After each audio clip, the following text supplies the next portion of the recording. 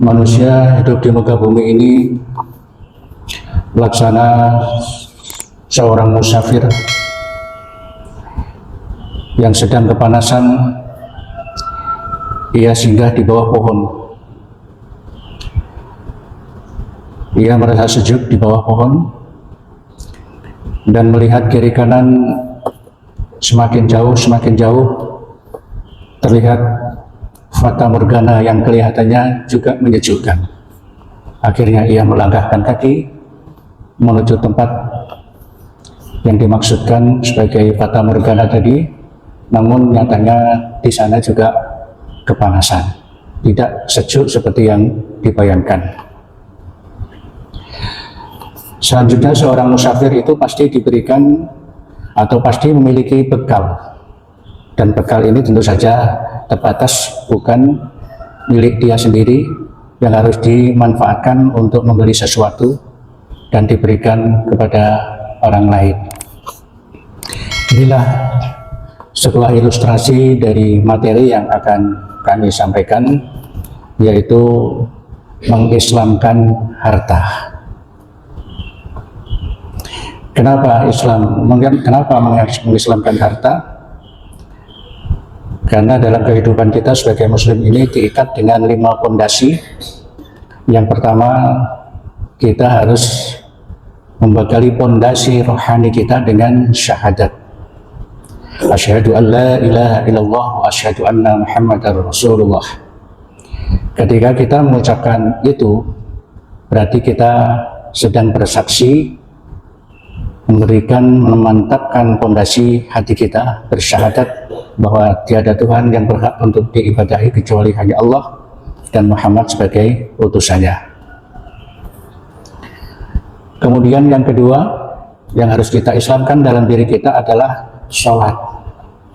Sholat itu ada kaitannya dengan organ tubuh kita, ada kaitannya dengan gerakan kita. Pada sholat tangan kita bergerak, pada sholat kaki kita juga sedang bergerak, pinggang kita dan seluruh organ kita bergerak. Artinya ketika kita sedang mendirikan sholat, itu kita sedang mengislamkan organ tubuh kita. Dan itu namanya Islam, itu ada aturannya. Sehingga gerakan-gerakan itu harus sesuai dengan apa yang telah digariskan oleh uswatun hasanah, contoh suri teladan yang baik, yaitu Rasulullah SAW. Ketika kami memberikan tausiah di salah satu kesatuan di Angkatan Darat, itu ada salah satu jamaah yang bertanya, "Pak, bagaimana kalau sholat itu pada waktu takbir itu ada komando tangan digenggamkan dengan mengucapkan Allahu Akbar yang tegas, Allahu Akbar, seperti orang-orang yang bersemangat untuk demo." Ya, saya katakan bahwa sholat itu ibadah yang gerakan-gerakannya itu telah diatur, telah dicontohkan oleh Rasulullah. Ya, walaupun itu motivasinya baik, katanya biar semangat hatinya, Pak. Kalau sholat itu seperti prajurit kalau mau latihan itu melaksanakan siap, tangannya diangkat, digenggamkan. Ternyata dalam sholat itu tidak bisa seperti itu, ada aturannya. Kalau takbir itu tangannya diangkatnya seberapa, terus wajah tangan menghadap kemana, itu ada aturannya. Itu yang digambarkan tadi, bahwa sholat itu adalah mengislamkan organ tubuh kita. Selanjutnya yang ketiga adalah zakat. Zakat itu indikasinya adalah mengislamkan harta kita, karena yang dimanfaatkan, yang dikeluarkan itu berupa harta. Boleh jadi berupa uang, atau berupa emas, berupa perak, atau berupa sesuatu yang memiliki nilai. Allah Subhanahu wa Ta'ala menganugerahkan kepada kita rezeki yang banyak, yang melimpah. Itu tidak 100% jadi milik kita, tidak 100% kita bebas membelanjakannya, tapi ada 2,5% yang harus dikeluarkan, yaitu sebagai zakat. Dan alhamdulillah kalau di masjid kita Al-Hidayah ini selain ada badan amil, ada juga Baitul Mal. Baitul Mal di sini fungsinya adalah menampung harta mal, gitu. Harta apa tuh namanya, zakat mal, dibagikan kepada orang-orang yang berhak menerimanya, fakir dan miskin. Jadi pada waktu bulan puasa itu kalau ada orang yang berzakat mal, itu dikumpulkan, tidak langsung dibagi habis bersama dengan zakat fitrah, tidak, tapi khusus zakat harta itu dikumpulkan, habis itu sekian persen diambil, sekian persen diserahkan ke sabilillah berupa pembangunan masjid. Jadi dapat berapapun itu tidak langsung diserahkan ke panitia pembangunan, karena di dalam harta itu ada haknya orang fakir miskin. Kalau diserahkan semua 100% ke pembangunan masjid, ke sabilillah, kasihan fakir miskin yang setiap hari menderita kekurangan harta. Nah, jadi itu di masjid kita ini ada Baitul Mal yang dikendalikan langsung oleh Ustadz Subhan, sehingga data fakir miskin yang ada di PDS ini insya Allah terdata. Jadi secara bergantian dia akan mendapatkan saluran harta dari zakat mal hadirin sekalian. Ya, mudah-mudahan Allah Subhanahu wa taala memberikan berkah atas zakat mal yang telah diserahkan kepada panitia, dan Allah menjadikan tambahan rezeki bagi hadirin dan bapak-bapak sekalian. Terkait dengan masalah mengislamkan harta, banyak orang yang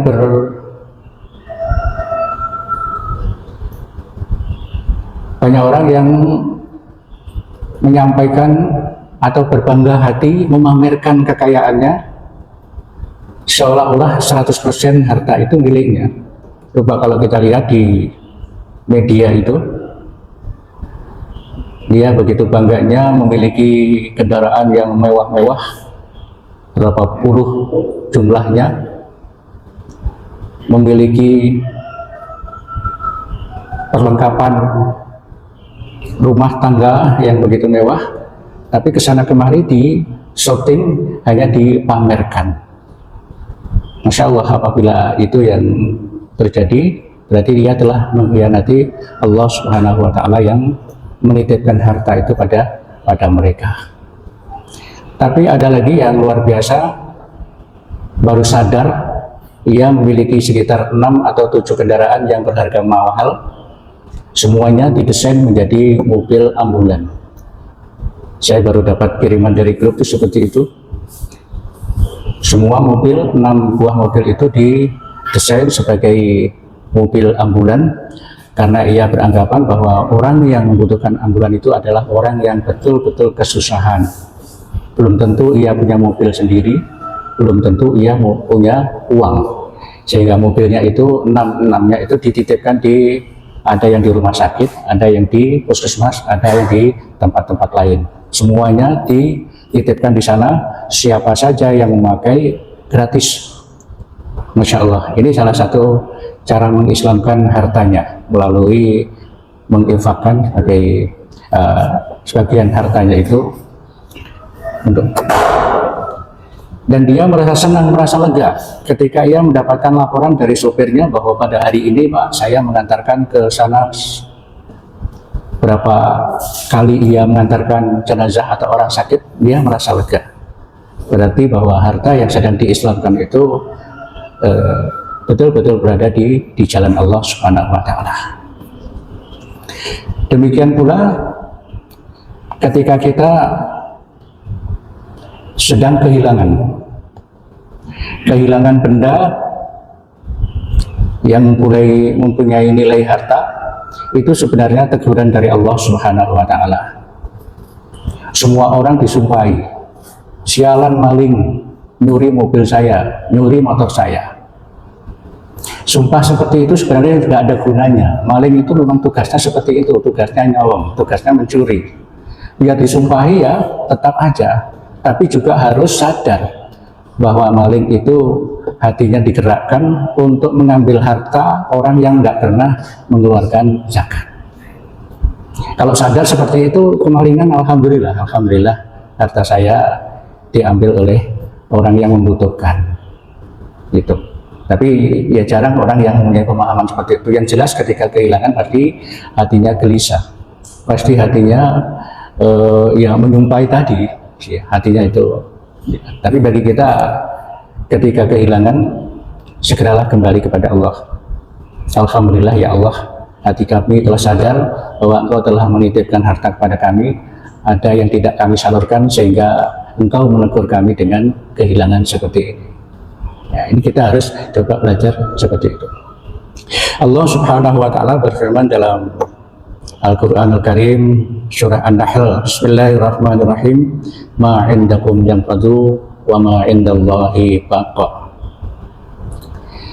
Apa saja yang ada di sisimu semuanya akan hancur, semuanya akan musnah, semuanya akan berpisah.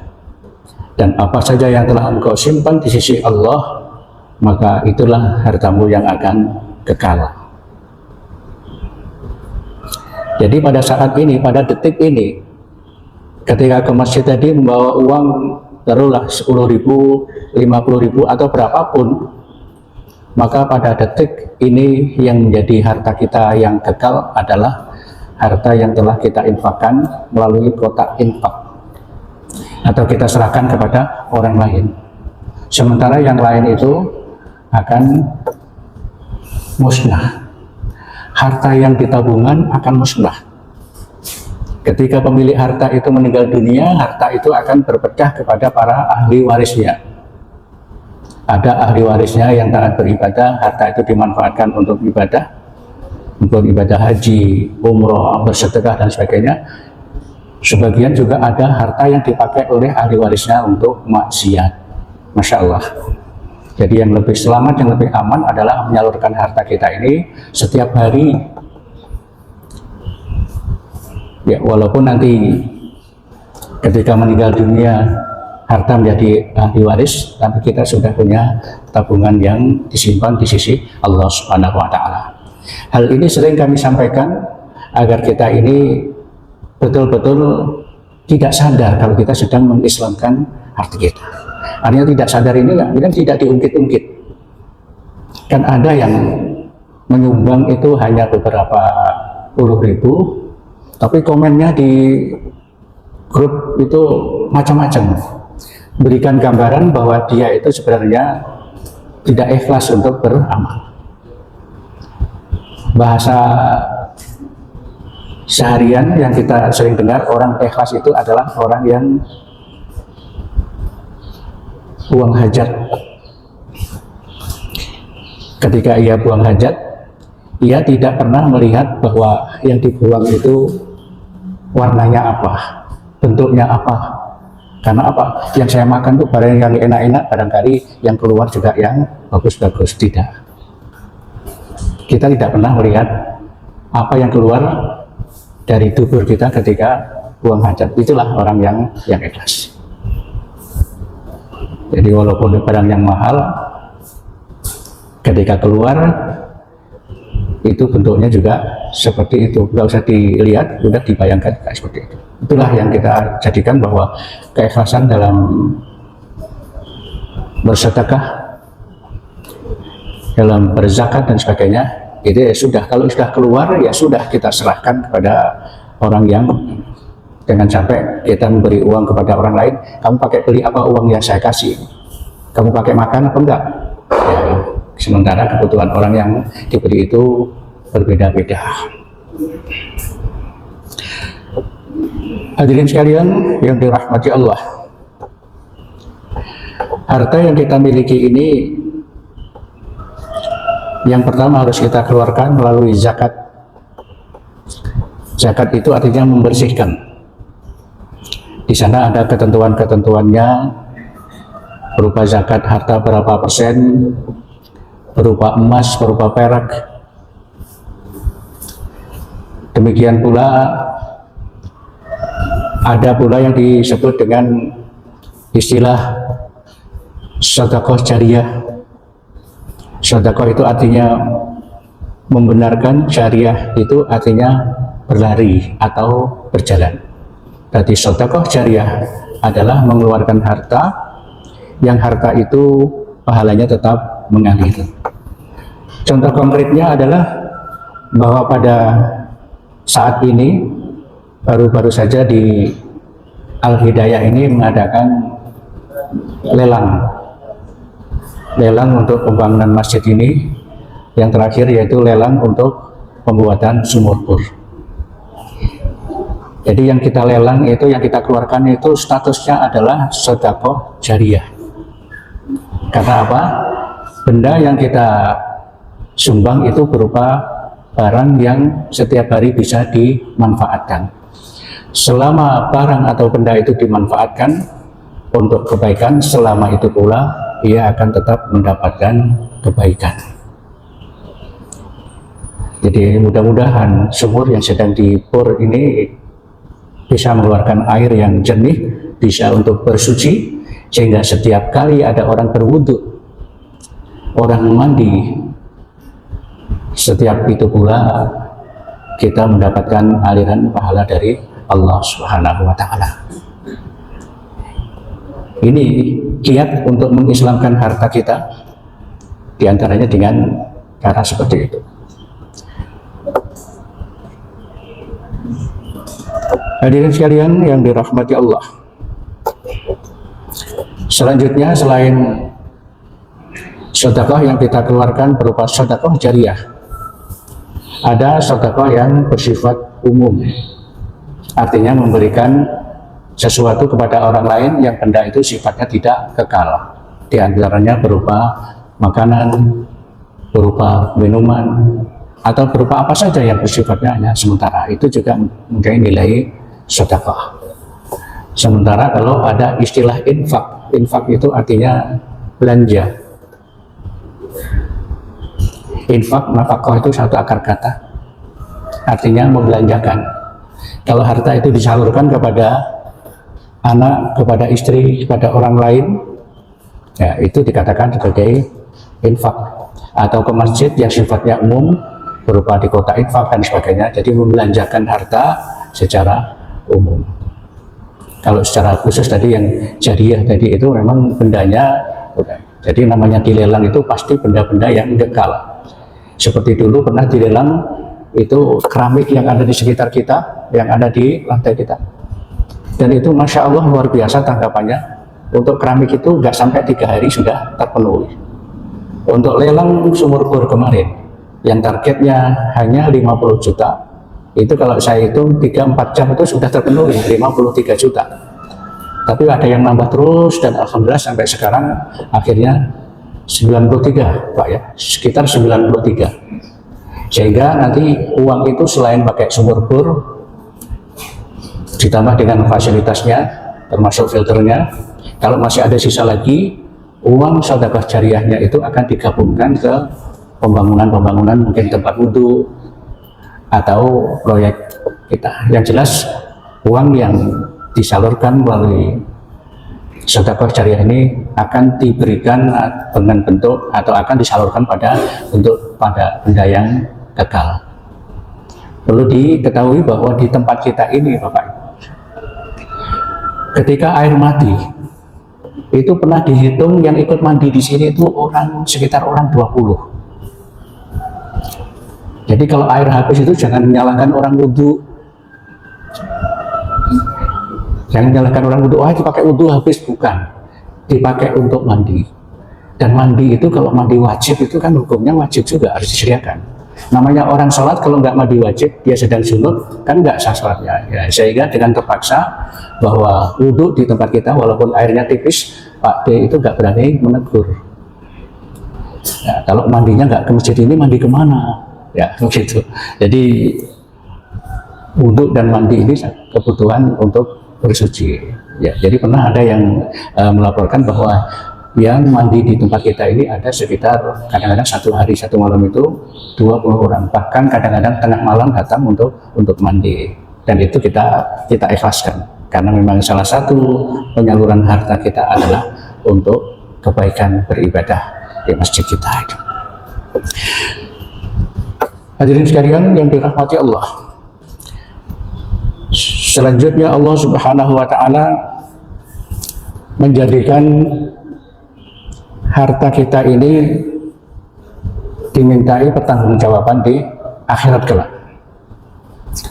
Sebagaimana ditanyakan, la tazulu qadama 'abdin yaumal qiyamah hatta yus'ala an umrihi fima afnah wa an ilmihi fima fa'ala fih wa an marihi min aina iktasabahu wa fima anfaqahu wa an jismihi fima ablah. Tak henti-hentinya kaki seorang mukmin nanti akan tetap berdiri di hari kiamat, sehingga masing-masing satu persatu akan ditanya oleh Allah Subhanahu wa Ta'ala tentang 4 perkara. Jadi di hari akhirat nanti, di yaumul kiamah nanti, kita akan berdiri di hadapan Allah yang terkenal dengan yaumul hisab. Itu semuanya akan diadili oleh Allah Subhanahu wa Ta'ala. Yang pertama Allah Subhanahu wa Ta'ala akan bertanya an umrihi fima afnah. Umurnya dimanfaatkan untuk apa saja?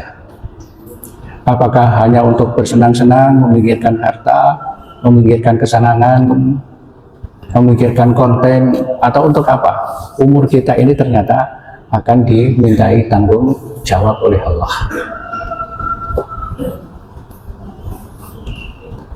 Yang kedua adalah wa an ilmihi fima fa'ala bih. Allah Subhanahu wa Ta'ala akan bertanya tentang ilmunya dimanfaatkan untuk apa. Kalau kita punya ilmu, pinter dagang, dagangnya itu dagang di jalan Allah atau dagang yang menipu orang lain. Penipuan barangkali boleh berupa harga atau mungkin berupa timbangannya. Jadi ilmu dagangnya itu juga dimanfaatkan apakah untuk menipu atau betul-betul jujur berdagang. Karena ada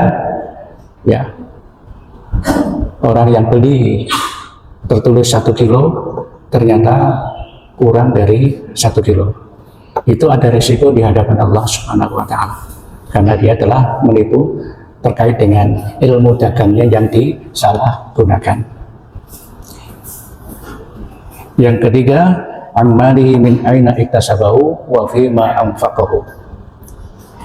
Allah Subhanahu wa Ta'ala akan bertanya terkait dengan harta, dari mana engkau dapatkan dan kemana pula harta itu disalurkan. Apakah penyalurannya itu sesuai dengan aturan agama atau hanya dipamer-pamerkan.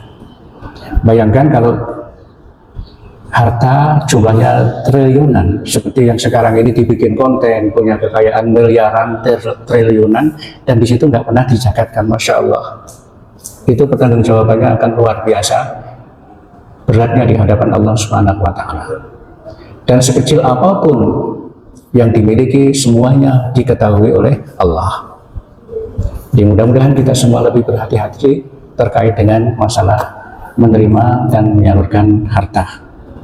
Dan yang terakhir dalam hadis yang diriwayatkan oleh Imam Tirmidzi adalah wa an jismihi fima ablah, dan dari jasadnya, organ tubuh ini dimanfaatkan untuk apa saja. Apakah untuk menjalankan ketaatan kepada Allah atau untuk sesuatu kemaksiatan. Pokoknya semuanya organ tubuh ini yang kita gerakkan ini juga akan ditanyakan oleh Allah Subhanahu wa Ta'ala. Dan disinilah pentingnya kita ini untuk saling membebaskan dosa antara yang satu dengan yang lainnya. Cara yang termudah untuk membebaskan dosa-dosa kita adalah dengan cara berjabat tangan itu. Karena dikatakan oleh Rasulullah SAW bahwa 2 orang yang berjabat tangan disertai dengan senyum yang menyenangkan, maka selama berjabat tangan itu dosa keduanya akan berguguran. Ini yang saya tradisikan, kalau mau sholat ketemu jamaah yang lain salaman dulu. Ya, jangan sampai kita menghadap Allah Subhanahu wa taala sementara kita dengan sebelah kita punya ganjalan-ganjalan, punya sesuatu yang tidak menyenangkan. Siapa tahu, mudah saja. Akan tapi manakala kaitannya dengan utang piutang itu nggak bisa bebas dengan jabat tangan. Ya, yang bisa bebas dengan jabat tangan ini barangkali ketika kita di luar atau tidak ketemu teman kita, dia kita kata-katai, dirasani. Itu kan dosa kita dengan orang lain itu. Jabat tangan insya Allah. Ya. Apalagi kita ngasih komen teman kita, oh penampilan teman itu begini kurang baik dan sebagainya, itu kan dosa. Insya Allah cara-cara seperti itu dengan jabat tangan itu akan diampuni oleh Allah. Jadi ada dosa yang harus kita bebaskan dengan sesama manusia, ada dosa yang mutlak hanya Allah yang akan memaafkan. Nah, dosa yang dengan sesama manusia ini yang justru lebih banyak. Karena setiap hari kita bertemu, setiap hari kita berjumpa, di sana ada semacam mungkin perbedaan atau persaingan, ngata-ngatain yang kurang baik dan sebagainya. Itu dosa yang harus diselesaikan dengan sesama. Tapi kalau dosa kita kepada Allah, Allah itu Maha Pengampun, Allah Maha Pengasih, Allah Maha Penyayang. Sehingga sebesar apapun dosa kita kepada Allah, kalau kita dengan tulus ikhlas minta maaf, minta ampun kepada Allah, pasti Allah akan memaafkan. Hadirin sekalian yang dirahmati Allah, yang terakhir yang perlu kami sampaikan di sini adalah ingin menegaskan lagi bahwa wafi amwalihim hakul lisaili wal mahrum, dan di dalam harta orang-orang beriman itu ada haknya orang lain. Dalam harta kita ada haknya orang lain, baik orang lain itu meminta atau tidak meminta. Ya, solusinya gimana? Solusinya ya dengan cara zakat, sedekah, dan infak. Dan infak itu sangat luas lagi karena bisa disalurkan kepada keluarga, dan itu walaupun bendanya tidak berharga. Karena Rasulullah SAW menyatakan ittaqun nar walau bisyikki tamrah. Jagalah dirimu dari siksa api neraka walaupun penjagaanmu itu melalui sepotong buah kurma. Sepotong buah kurma. Berarti kurma dibelah dua, itu diserahkan kepada orang lain, ternyata itu bisa menjaga diri dari sengatan api neraka. Makanya ketika haji atau umroh, banyak jamaah haji dari nggak tahu suku mana itu dia bawa satu kotak kurma ditawarkan kepada para jamaah yang lain, haji halal. Insya Allah manakala kita terima, dia akan senang. Itu mengamalkan hadis Rasulullah. Jadi berinfak atau bersedekah dengan benda, walaupun benda itu sebenarnya tidak bernilai tinggi, hanya berupa makanan sepotong kurma atau separuh dari satu biji kurma. Hadirin sekalian yang dirahmati Allah, inilah tausiah syukur kita pada pagi hari ini, yang intinya mengingatkan dan menyadarkan kita semua bahwa kita hidup di muka bumi ini adalah ibarat orang yang sedang berteduh di pinggir pohon atau di bawah pohon, dan kita akan melanjutkan perjalanan kita menuju titik akhir dari langkah-langkah kita. Mudah-mudahan Allah Subhanahu wa taala senantiasa memberikan kesehatan dan keafiatan sehingga kehidupan kita ini berujung pada kehidupan yang baik yang disebut dengan istilah husnul khatimah. Amin ya rabbal alamin. Assalamualaikum warahmatullahi wabarakatuh.